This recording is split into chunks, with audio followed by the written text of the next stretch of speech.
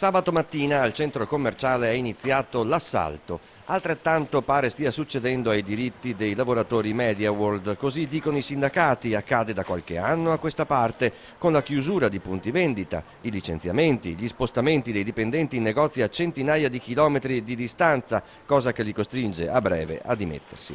Il lavoro domenicale, da accordi sindacali interni, attualmente viene pagato il 90% in più, un buon incentivo che però verrà ridotto al 30% con decorrenza 1° maggio. Ottima scelta di tempo.